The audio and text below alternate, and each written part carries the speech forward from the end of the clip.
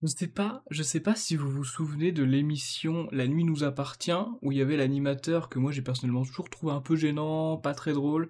Je me rappelle qu'il avait mis très mal à l'aise, vous savez, le doc gynéco, parce qu'il avait été adhérent UMP à cette époque. Bref, c'est quelqu'un que j'ai jamais trouvé très drôle. Et quand on continue à persévérer à faire des blagues pas drôles et qu'on a une communauté d'afro-maghrébins, qu'est-ce qui se passe? Eh ben forcément, on arrive à haïr les blancs, on arrive à haïr les blancs, on arrive à haïr les Européens, on parle quand même d'un gars qui vient du showbiz, qui est chroniqueur, humoriste, qui est dans un milieu d'extrême bobo-gauchiste parisien.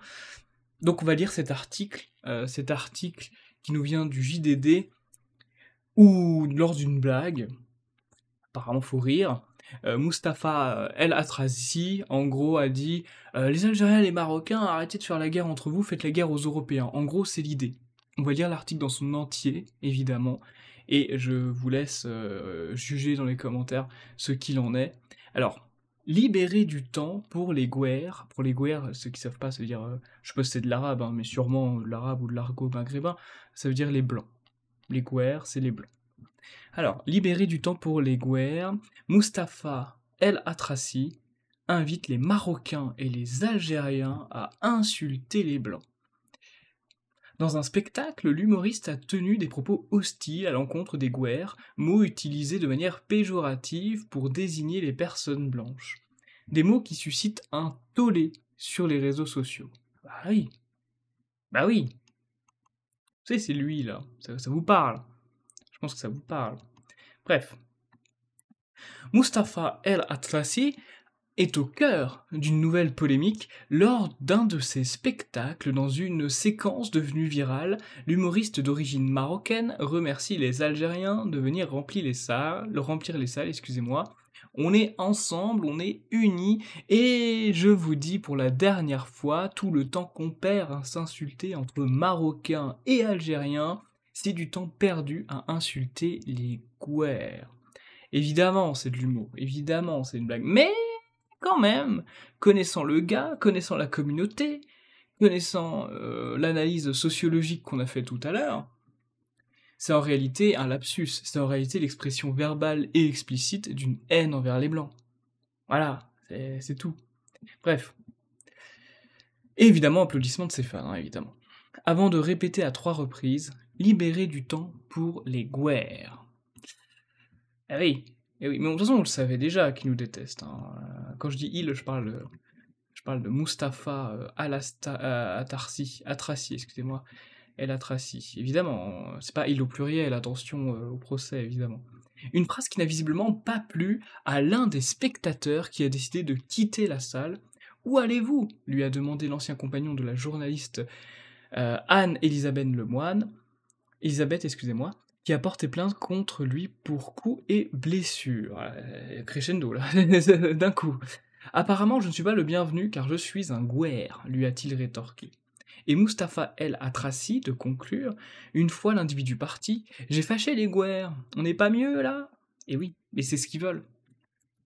Remplacer la salle de spectacle par l'Europe. Il serait mieux, sans nous. C'est tout. Pour rappel, le mot de Gouer, souvent relayé sur les réseaux sociaux, est une insulte notamment utilisée en Afrique du Nord. Oui, c'est ça, il me semble bien que c'est pas de l'arabe littéraire, hein, c'est de l'arabe qui est parlé au Maghreb, c'est de l'argot. Pour désigner une personne blanche ou issue du monde occidental. Une séquence qui provoque un tollé sur les réseaux sociaux. Imaginez le scandale si un artiste avait dit le temps qu'on perd à s'insulter entre blancs, entre français et belges, c'est du temps perdu pour insulter les arabes, s'agace un internaute. Un autre en appelle au ministre de l'Intérieur, Monsieur Retailleau, allez-vous agir contre cet humoriste qui appelle à la haine des blancs en public?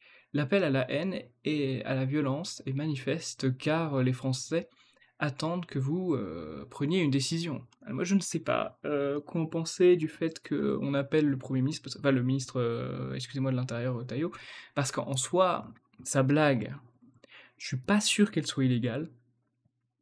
Je ne suis pas sûr que ce soit préjudiciable, je suis pas sûr que ce soit punissable. Par contre, ce dont je suis sûr, c'est que c'est l'expression d'un communautarisme qui nous déteste, alors qu'on est chez nous.